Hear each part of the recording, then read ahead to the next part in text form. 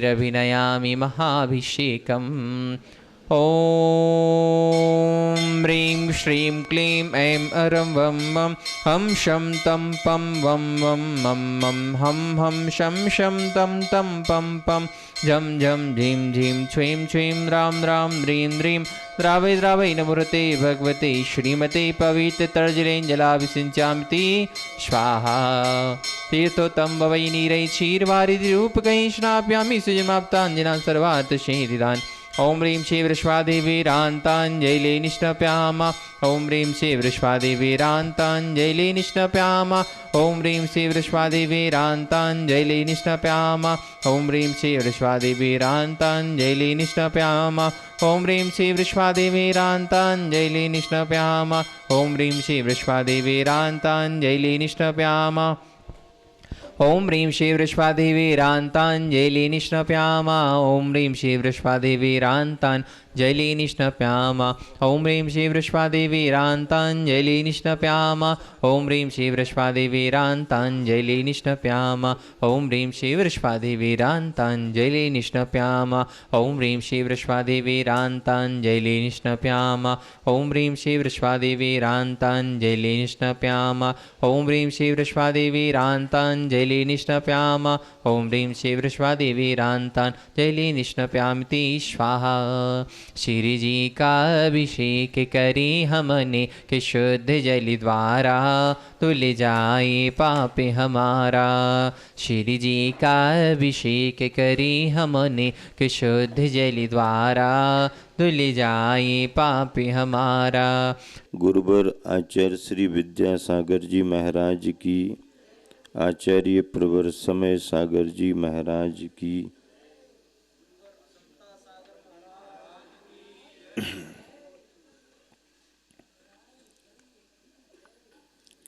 आप सभी ने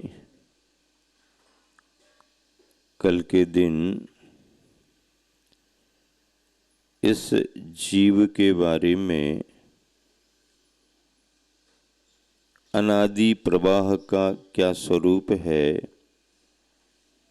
इसे समझा था। यह जीव संसार परिभ्रमण में अनादि के प्रवाह से है। भ्रमण की कोई आदि नहीं है। तास भ्रमण की है बहु कथा, कथा तो बहुत है, छोटी मोटी कहानी नहीं है। हाँ, तुम्हारे उपन्यास के पेज निश्चित होंगे कि 100 हैं कि 200 हैं। फिल्म का टाइम निश्चित होगा कि 2 घंटे की है कि 3 घंटे की है। लेकिन जीव के परिभ्रमण की कहानी छोटी मोटी कहानी नहीं है भैया, बड़ी कहानी है। तास भ्रमण की है बहु कथा, पै कछु कहूं, उसमें से थोड़ी सी मैं कह रहा हूं। थोड़ी सी कह रहा हूं, ज्यादा नहीं कह रहा हूं, थोड़ी सी कह रहा हूं।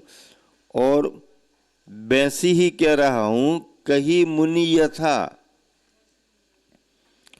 मुनियों ने गुरुओं ने जैसी बताई है वैसी ही कथा को मैं थोड़े रूप में बता रहा हूं।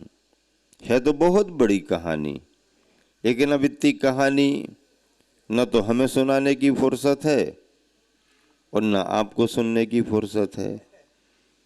तो उसमें विस्तार करने की कोई ज़रूरत नहीं है। सार सार को पकड़ करके बताओ। अनादि प्रवाह की कथा करें तो कथा का कोई अंत ही नहीं है। और कथा का अंत करना है तो सार क्या है?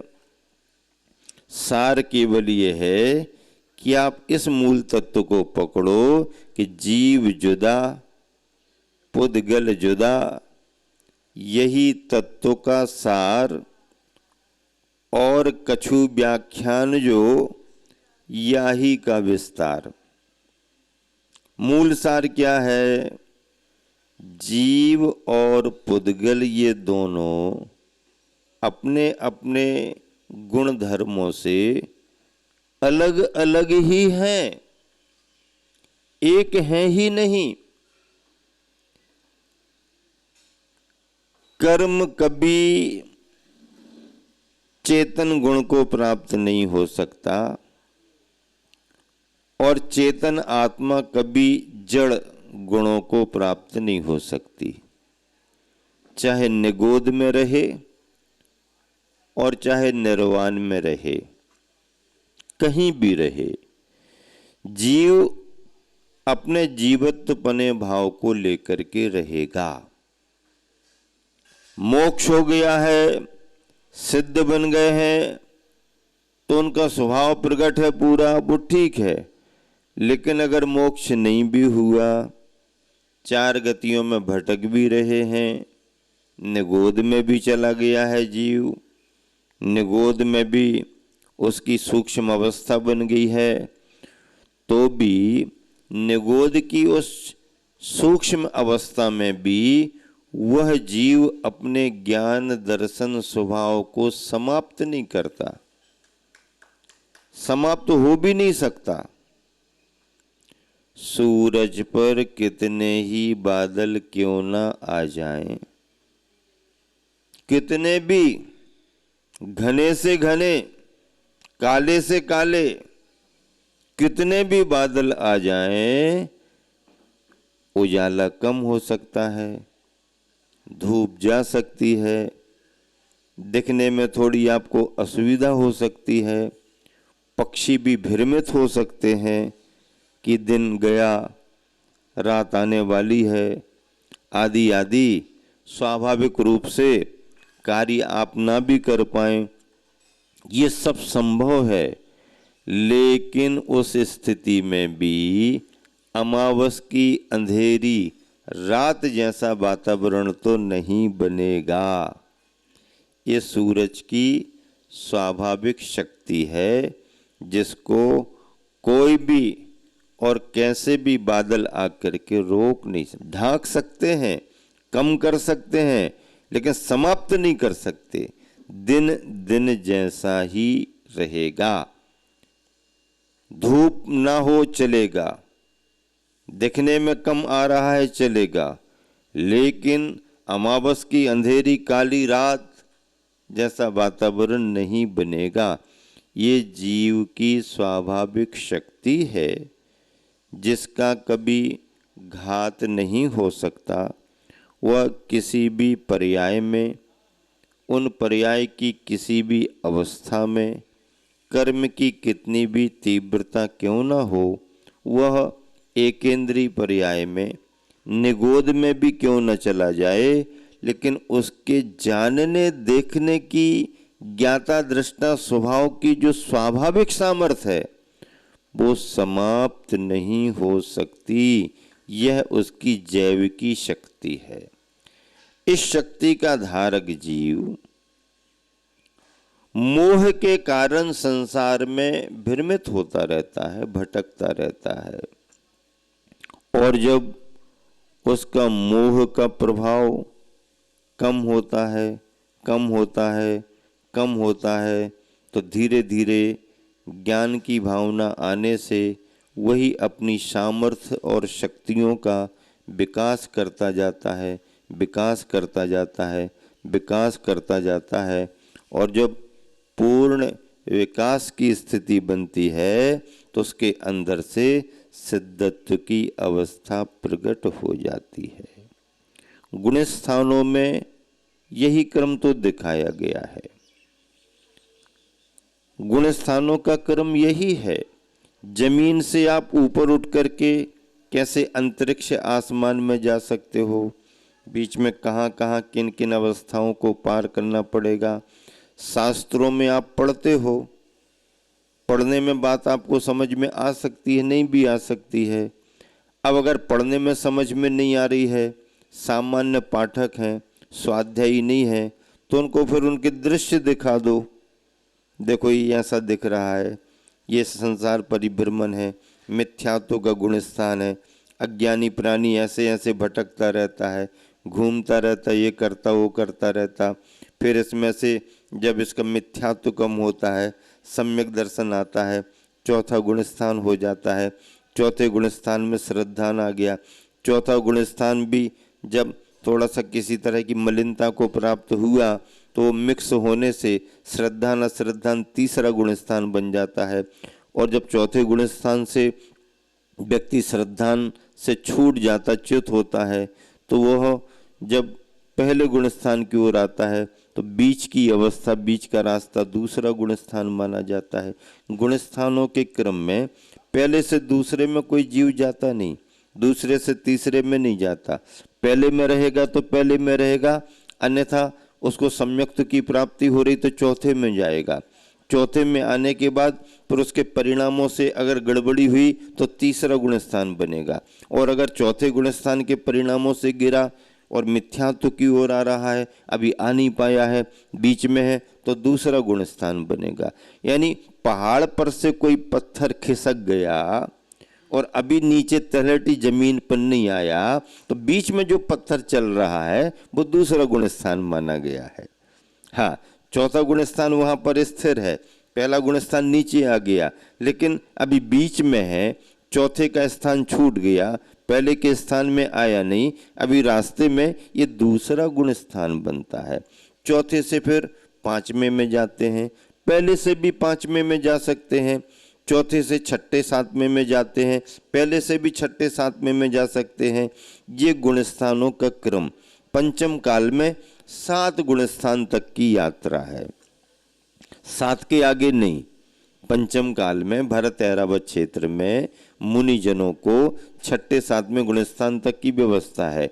लेकिन चतुर्थ काल में जब उत्तम संगनन होता है, वज्रवृषभ नाराज संगनन होता है, बड़ी ध्यान की भूमिका बनती है, शुक्ल ध्यान की भूमिका बनती है, तो फिर वही साधक अपने संगनन और अपने उपयोग की स्थिरता से शुक्ल ध्यान के बल पर फिर श्रेणी मारता है। उपसम श्रेणी चढ़ेगा तो फिर चढ़ कर के नीचे आना पड़ेगा, और छपक श्रेणी चढ़ेगा तो फिर नीचे नहीं आना पड़ेगा, वो केवल ज्ञान को पाएगा। ऐसा 8वां गुण स्थान, 9वां गुण स्थान, 10वां गुण स्थान, 10वें गुण स्थान से एक अलग व्यवस्था है। उपसम श्रेणी वाला अगर होगा तो 10 में से 11वें उपसम में जाएगा, और अगर छपक श्रेणी वाला होगा तो 10 में से सीधा 12वें में जाएगा, और 12वें में जाकर के फिर वह अंतर मुहूर्त विश्राम करता है, पर ध्यान के बल पर घातिया कर्मों को नष्ट करता है। पहले शुक्ल ध्यान से मोहिनी कर्म को नष्ट करके क्षीण मोही बनता है, पर दूसरे शुक्ल ध्यान से शेष 3 घातीय कर्मों को नष्ट करके अनंत चतुष्टय के धारी अरहंत परमात्मा बन जाते हैं। फिर केवल ज्ञान के द्वारा उपदेश होता है, समोसरण लगता है, सामान्य केवली है तो गंधकुटी बनती है, और जितना आयु कर्म में रहता है उतने समय तक उनका विहार होता रहता है। आहार की उनको जरूरत नहीं है, विहार उपदेश होता, और आयु के अंत में अंतिम 2 शुक्ल ध्यान करके शेष 4 अघातीय कर्मों को नष्ट करके वह भव्यात्मा 8 कर्मों से रहित सिद्ध परमात्मा बन जाती है। ये जो मैंने आपको उपदेश दिया ये ग्रंथों में लिखा है, हम उसमें पढ़ते हैं, आप भी उसमें से पढ़ सकते हैं, पर आपको अभ्यास नहीं है तो पढ़ना कठिन होता है, पढ़ करके समझना कठिन होता है। तो आप जैसे श्रद्धालुओं को शास्त्रों की बातें अच्छे से समझ में आ जाएं, सरलता से समझ में आ जाएं, इसलिए तो गुणायतन बनाया गया है। क्या बनाया गया है? हाँ, इसीलिए तो, और उसी को, उसी जो पढ़ने योग्य विषय था उसको दृश्य जगत बनाने के लिए अनुभव केंद्र तैयार किया गया है। अब जब अनुभव केंद्र में ये सब बातें फिल्म के रूप में बताई जाएंगी तो फिर आपको पढ़ने की जरूरत नहीं पड़ेगी। लेकिन जो तीर्थंकर भगवान ने कहा है, जो हमारे आचार्यों ने लिखा है, उसका सार निकाल करके उसकी फिल्म सीरियल रूप में यहाँ ये, यहाँ ये, यहाँ ये। और जब जैन तो जैन जैनेतर भी देख लेगा तो समझ जाएगा कि जैन परंपरा में सैद्धांतिक रूप से गुण स्थानों की व्यवस्था क्या है, गुण स्थान क्या कहलाते हैं। गुण स्थान मोह और योग के निमित्त से, मोह और योग के निमित्त से, मोह और योग के निमित्त से हमारे अंदर जीव के परिणामों में होने वाली तरतमता, उतार चढ़ाव, मोह और योग के निमित्त से होने वाले जीव के परिणामों में जो तरतमता, उतार चढ़ाव आता है उसका नाम गुणस्थान है। गुणस्थान की परिभाषा बहुत सरल है, समझ लो तो सरल है, नहीं तो बहुत कठिन है। मोह और योग के निमित्त से जीव के परिणामों में जो उतार चढ़ाव की स्थिति बनती है, उतार चढ़ाव की अवस्था बनती है, उसको क्या कहते हैं? उसको क्या कहते हैं? बोलो ना सभी जन, उसको क्या कहते हैं? गुणस्थान कहते हैं। गुणस्थान हमारे अंदर के परिणामों की अवस्था है। हम उसको नसैनी और सीढ़ियाँ बना करके बताएंगे, हम उसको फिल्म बना करके बताएंगे, हम उसको ब्लैक बोर्ड पर लिख करके बताएंगे, ये तो बात की बात है। लेकिन व्यक्ति वही है, जगह वही है। हमारे अंदर के परिणामों में जो उतार चढ़ाव होता है तो परिणामों की अवस्था का नाम गुणस्थान है। और परिणामों की अवस्था में परिवर्तन कैसे आता है? मोह और योग उसमें निमित्त बनता है। मोह का मतलब क्या है?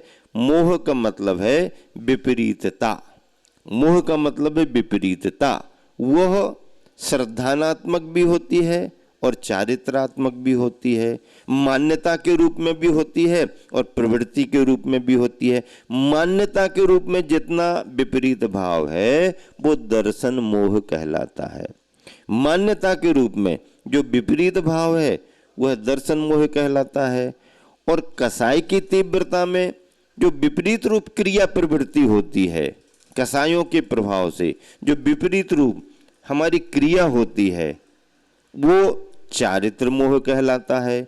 मतलब दर्शन मोह और चारित्र मोह ये मोहिनी का परिवार है, मोहिनी का परिवार है। मोहिनी का परिवार बड़ा है, छोटा मोटा नहीं है। 28 का परिवार है, 28 मेंबर हैं। हाँ, उस समय बड़े बड़े परिवार होते थे, अब तो छोटे छोटे परिवार हो गए हैं। 28 का परिवार है। अब दर्शन मोहिनी में 3 आ गए, मिथ्यात्व, सम्यक मिथ्यात्व और सम्यक्त प्रकृति। मिथ्यात्व, सम्यक मिथ्यात्व और सम्यक्त प्रकृति, ये 3 भाई जो हैं ये दर्शन मोहिनी के उसमें है। और 25 जो है वो चारित्र मोहिनी में, जैसे क्रोध, मान, माया, लोभ, ये 4 हैं। क्रोध, मान, माया, कसाय है।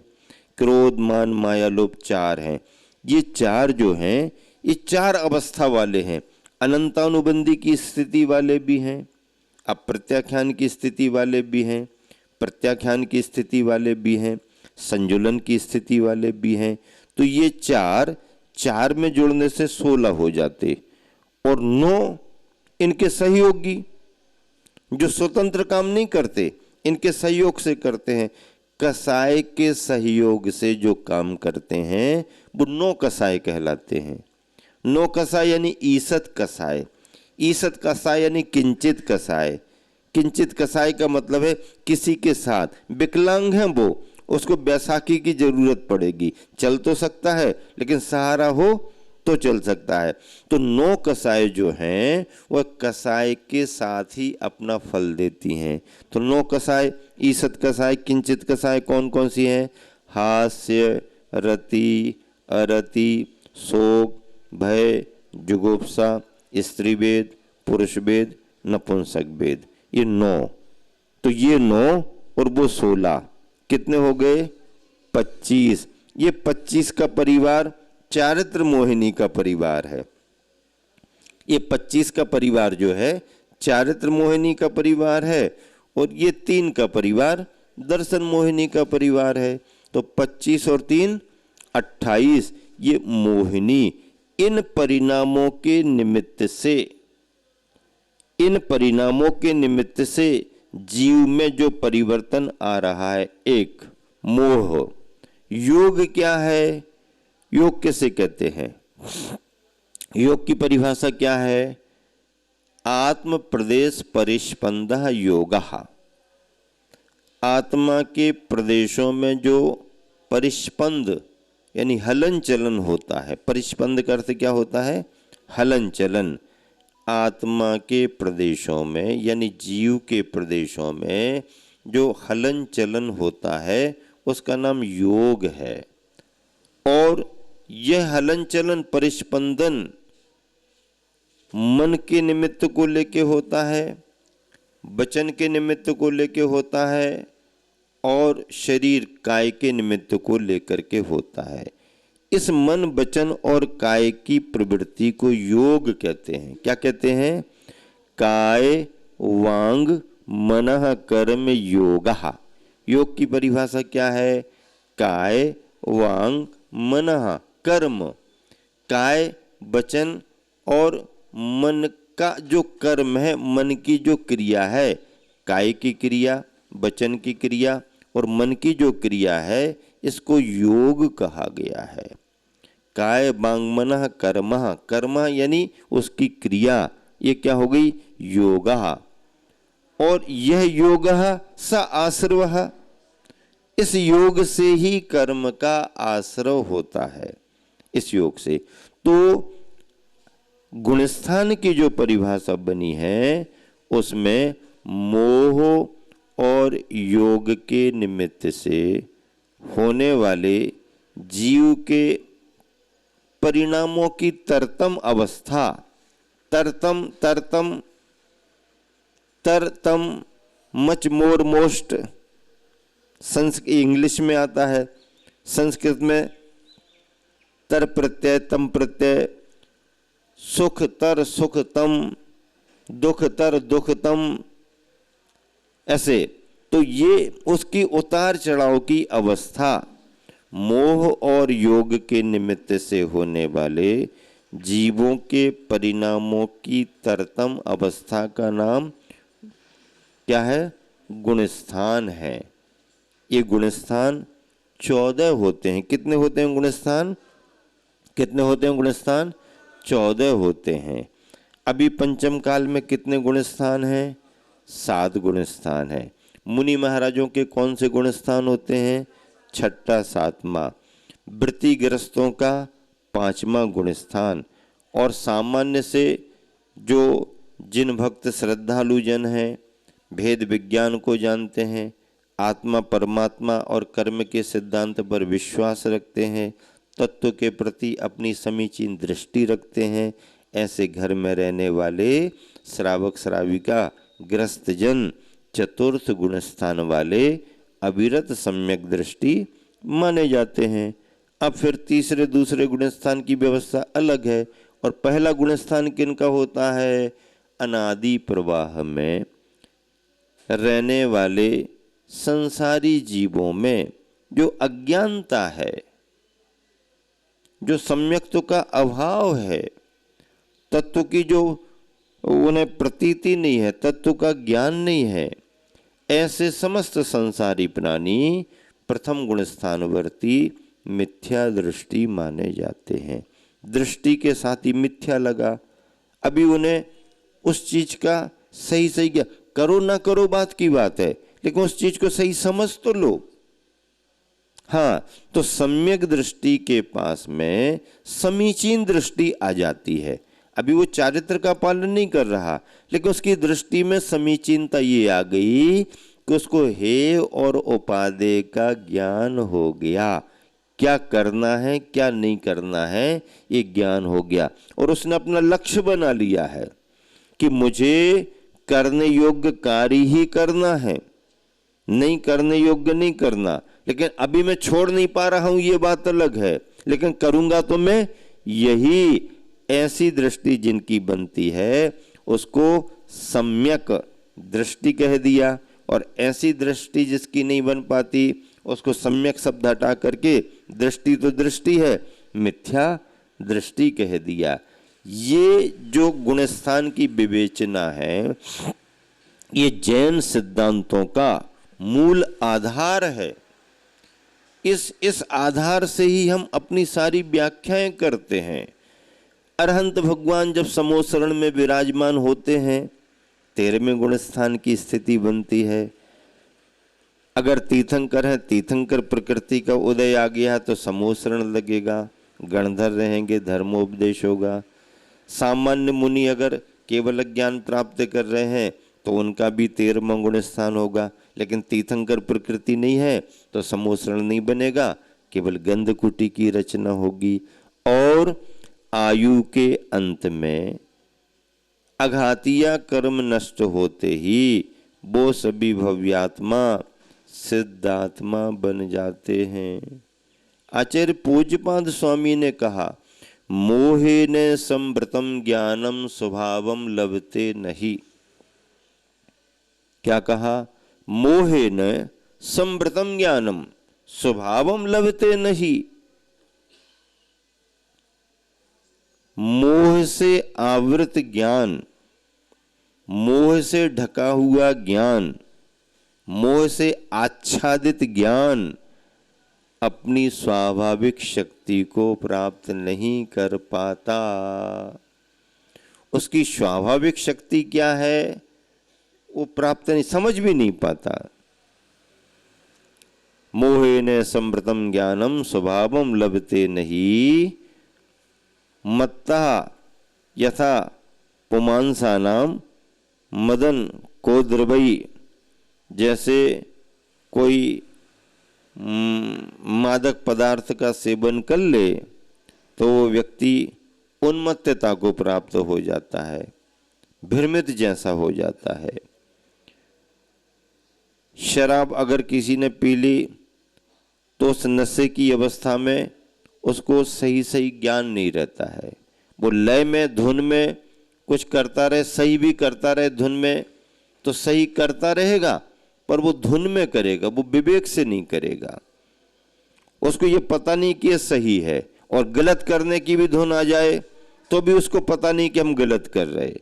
मतलब नशे के प्रभाव से जैसे व्यक्ति की बुद्धि भ्रमित तो हो जाती है, उसे पता ही नहीं पड़ता कि ये सही है कि ये गलत है, ये ठीक है कि ये ठीक नहीं है, करता रहता। ऐसे ही मोह यानी दर्शन मोह अथवा चारित्र मोह, विशेष रूप से दर्शन मोह के प्रभाव से मिथ्यात्व की तीव्रता में इस व्यक्ति को अच्छे और बुरे का ज्ञान ही नहीं हो पाता, ज्ञान ही नहीं हो पाता। मोह के कारण हमारी शक्तियां दब जाती हैं। अब जैसे किसी से कहा, भैया बहुत दिन हो गए,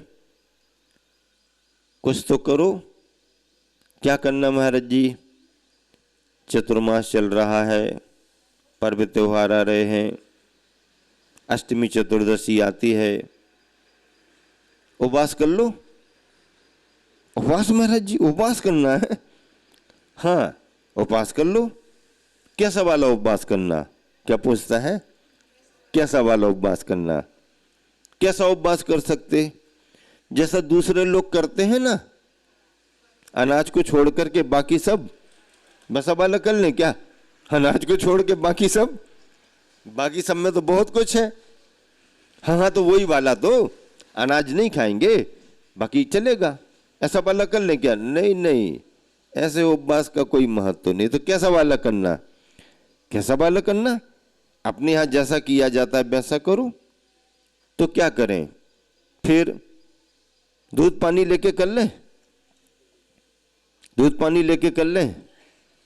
दूध पानी लेके करोगे तो मान तो लेंगे, लेकिन आधार तो बना लिया है।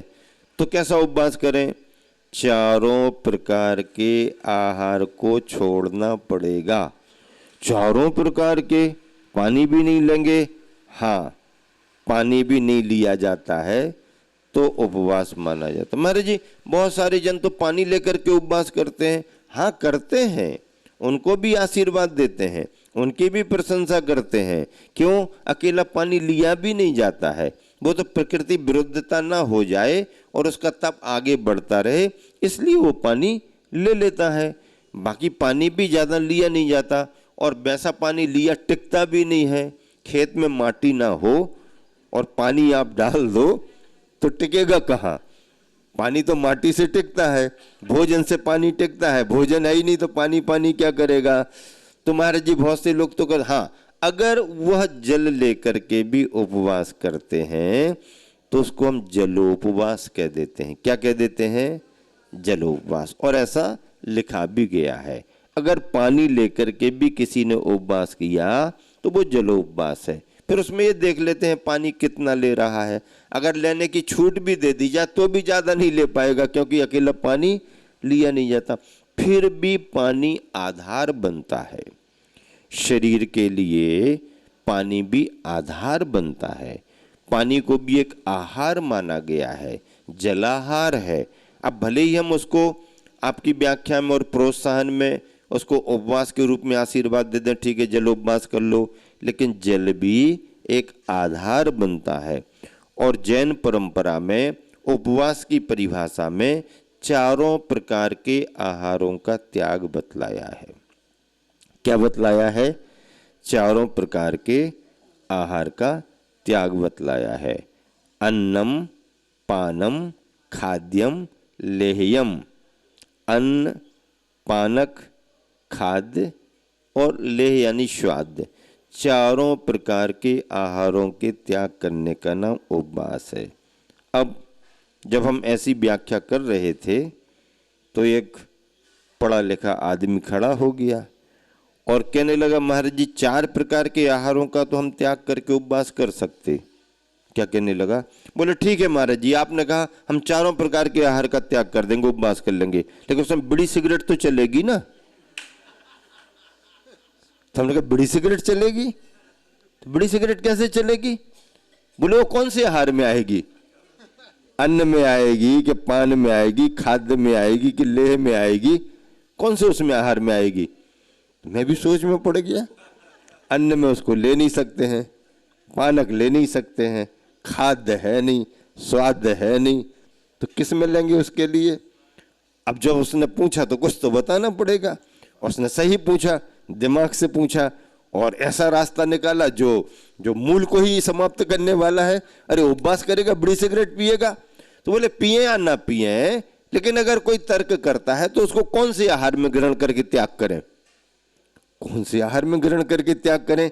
4 प्रकार के आहार की व्याख्या में तो वो आ नहीं रहे हैं, तो फिर छोड़ना चाहिए कि नहीं छोड़ना चाहिए? अगर नहीं आ रहे तो ले सकते हैं फिर उपवास में।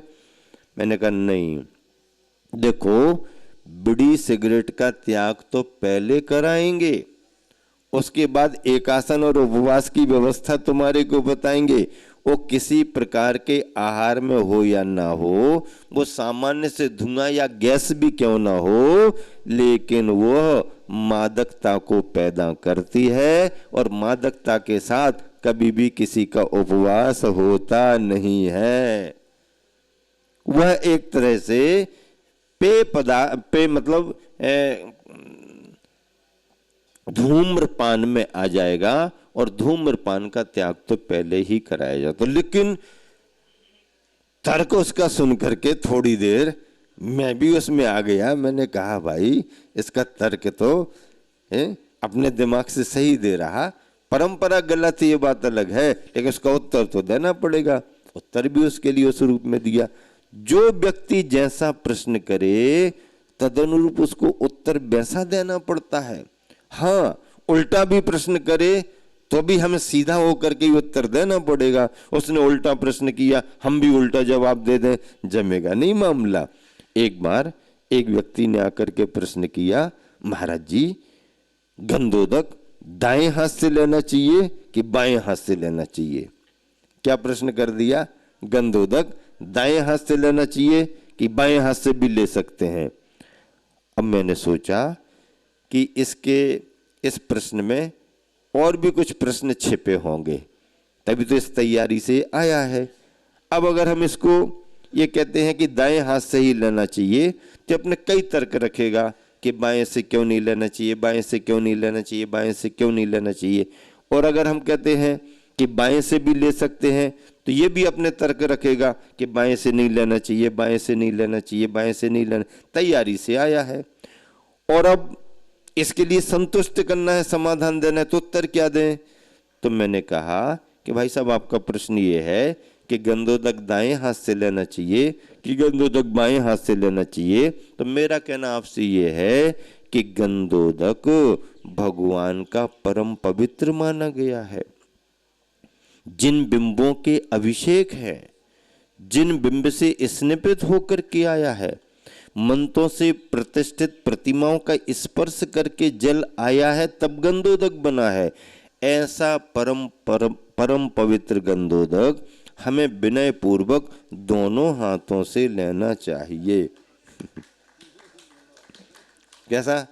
दोनों हाथों से लेना चाहिए।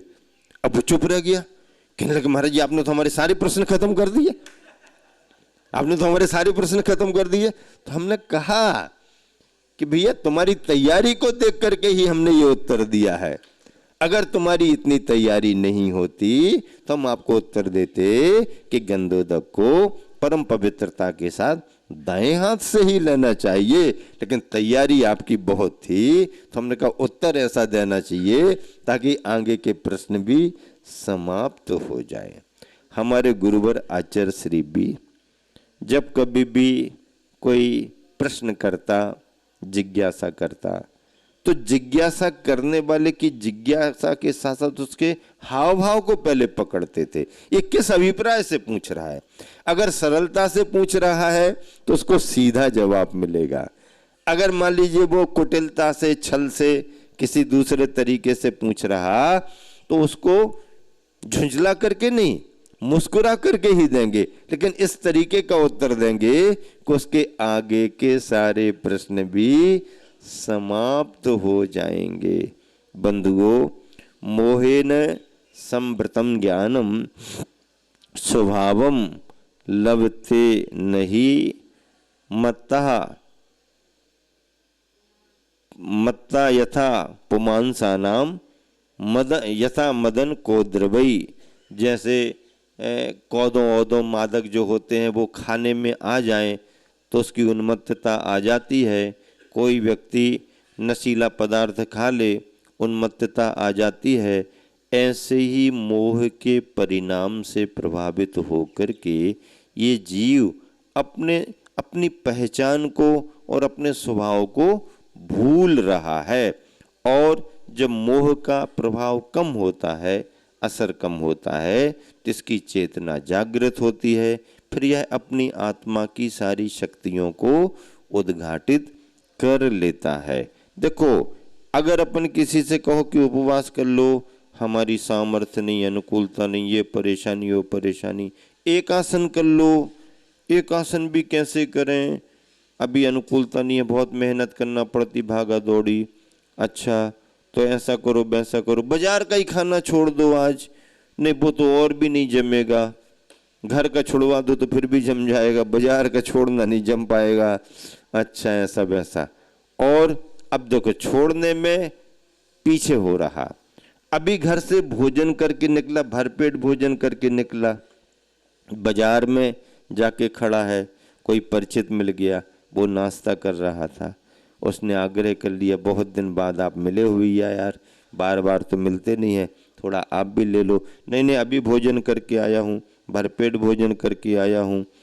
नहीं आप तो घर से करके आए, लेकिन हमारा तो भी तो स्वीकार कर लो थोड़ा। ऐसा 2-4 बार उसने कहा और इसका मन ढीला हो गया और कहने लगा ठीक है दे खिलाओ, ले आओ। अब भरपेट भोजन करके निकला, संतुष्ट होकर के निकला और आग्रह किया तो खाने के बाद खाने की सामर्थ्य तो आ रही है, और कोई कह दे तो भी आ जाएगी, और कह दे तो भी आ, खाने के बाद खाने की सामर्थ्य तो इसमें आ रही है, लेकिन छोड़ने के नाम पर अपनी शक्ति को दबाता है, उद्घाटित नहीं करता है। ये मोह का प्रभाव है। ऐसे मोह और मिथ्यात्व के भावों से यह जीव संसार में अनादि से परिभ्रमण कर रहा है। इस जीव के परिभ्रमण की कहानी तास भ्रमण की है बहु कथा। पै कछु कहूँ कही मुनि यथा, जैसी गुरुओं ने आचार्यों ने मुनियों ने कही है उसके अनुसार शास्त्रों के सिद्धांतों से ये बात आपके सामने सभी आचार्य महाराज विद्वान रखते हैं, उसको रखा है।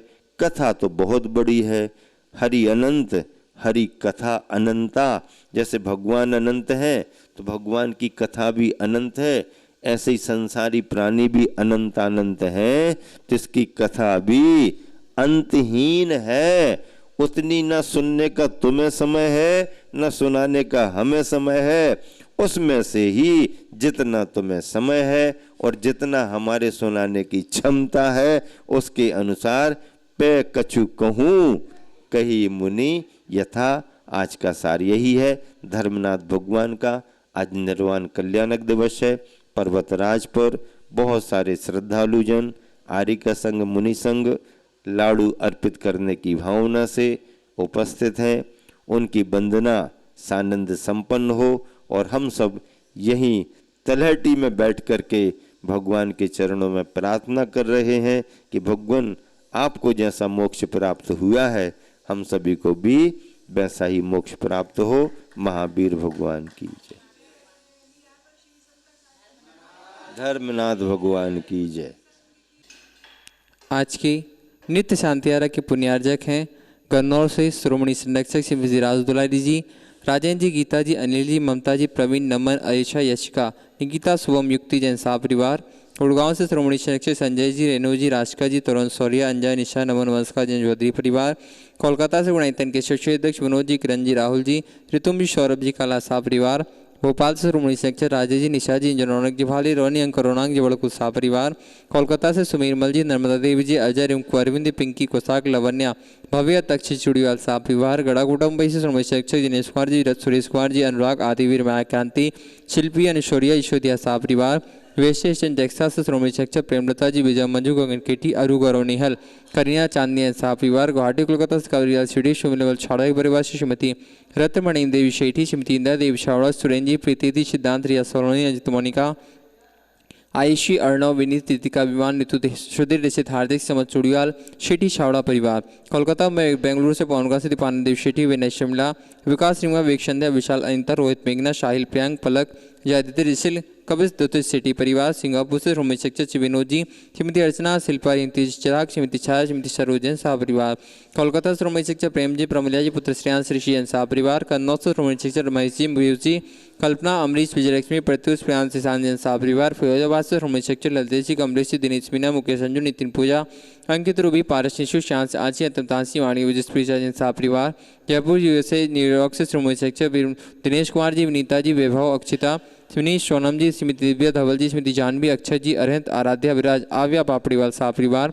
जयपुर से श्रोमणी शिक्षक नंदकिशोर जी, शांति देवी, ब्रह्मनीना, शुलिन, शंख, दीदी, आद्विक, आनिया, युवराज, अनुष्का जी, पाड़िया शाह परिवार। गंजबस्तर स्वर्गीय अजित कुमार, श्रीमती जतनबाई, श्रीमती मंजता, सुबोधिकांत, श्रीता जानसी, जैन शाह परिवार। गुड़गांव से श्रोमणी शिक्षक श्री अजित प्रसाद जी, संतोष देवी, पंकज डोली, शविन, संजना, संजय, नैसी, अजय शाह परिवार। विदेशन सबक से कमलाबाई, चंद्रशेखर जी, अनिता, प्रिया, दिव्या, उदंग, जैन शाह परिवार। अलवर से श्रोमणी शिक्षक तारा जैन जयंती परिवार।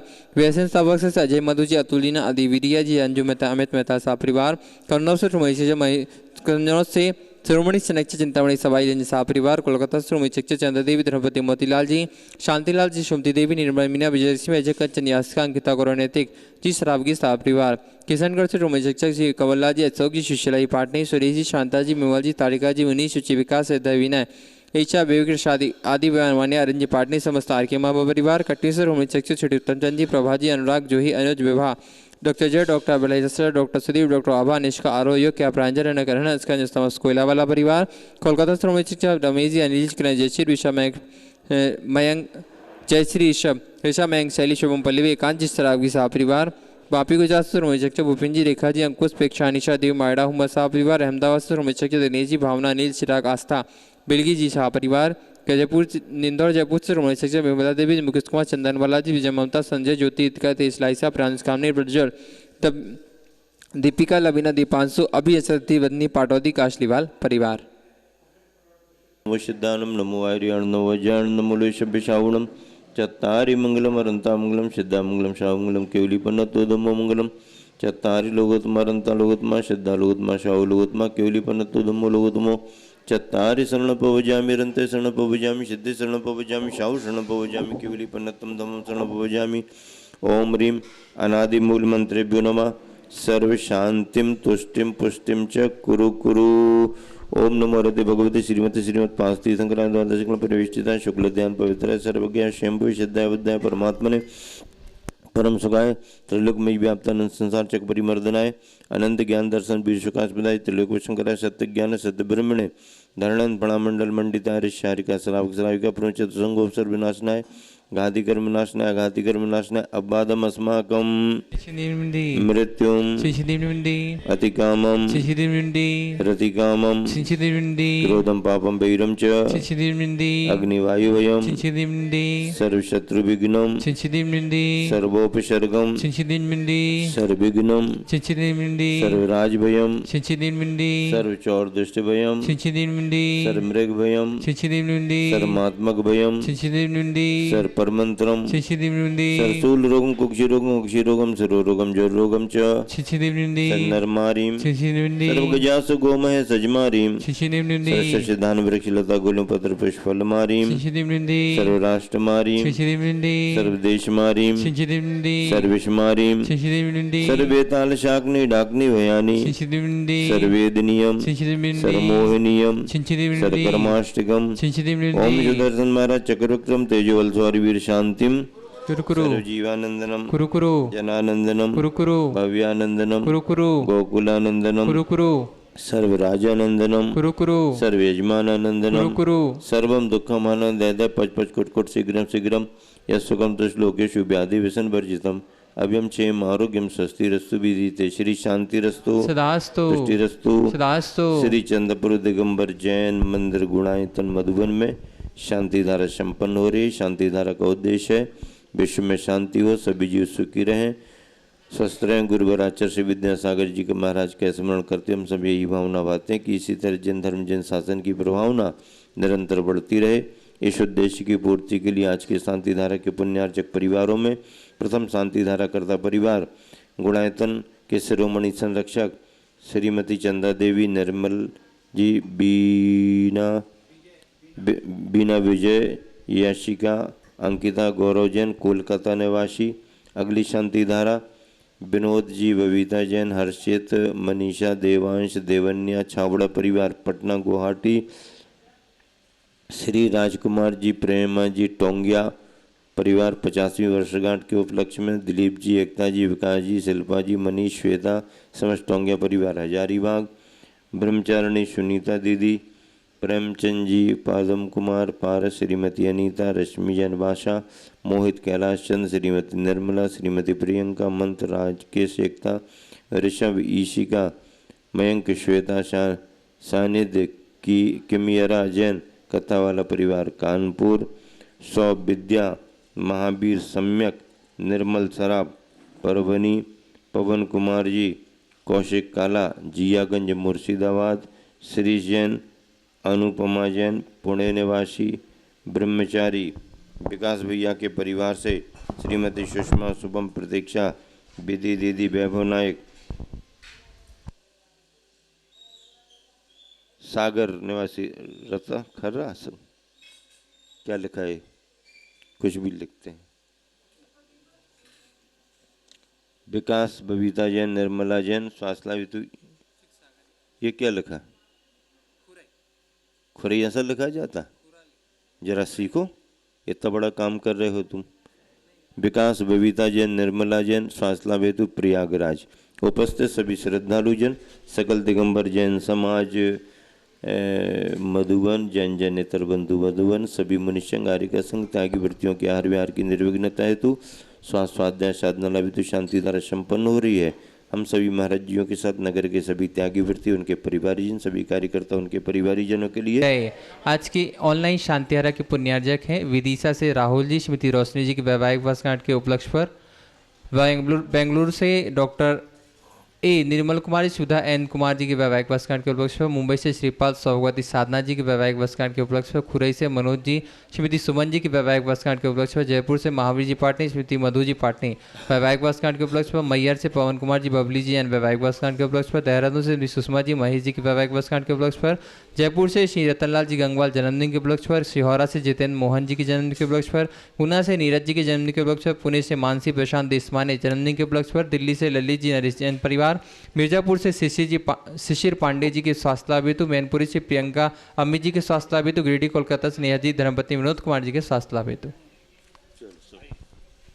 देखो सुभाष पढ़ो नाम क्या ले शांति धारा संपन्न श्री शांति रस्तु सदास्तु तुष्टि रस्तु सदास्तु पुष्टि रस्तु सदास्तु समृद्धि रस्तु सदास्तु कल्याणमस्तु सदास्तु सुखमस्तु सदास्तु अभिवृद्धि रस्तु सदास्तु कुल गोत्र धन धान्यम सदास्तु सदास्तु श्री सद्धर्म बल आयु आरोग्य ऐश्वर्य अभिवृद्धि रस्तु सदास्तु। ओम ह्रीम आरम नमो संपूर्ण कल्याण मंगल रूप मोक्ष पुरुषार्थस्य भवतु संपूजिकानां प्रतिपालकानां यतीन्द्र सामान्य तपोधनानां देशस्य राष्ट्रस्य पुरस्य राज्ञा करोतु शांतिं भगवान जिनेन्द्र करोतु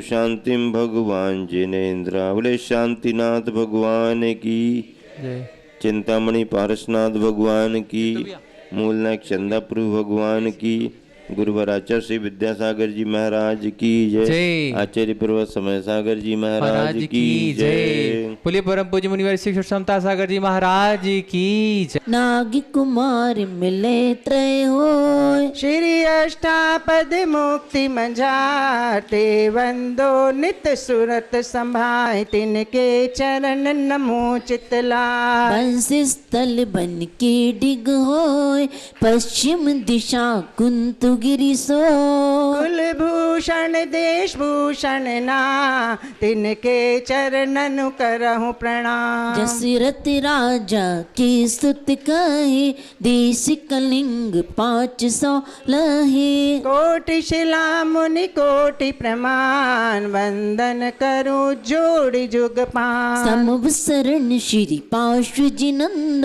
रेशंदी गिरि नयना नंद।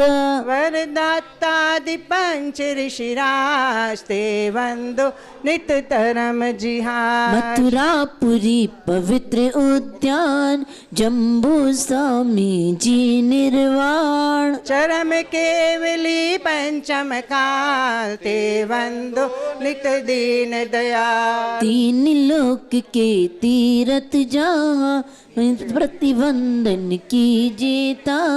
मन वच काय सहित सिर नाय, वंदन करहि भविक गुण गाय। संबत 1741, अश्विन शुद्धि दशमी सुविशाल। भैया वंदन करहि त्रिकाल, जय निर्वाण कांड गुणमाल। जय निर्वाण कांड गुणमाल, जय निर्वाण कांड गुणमाल।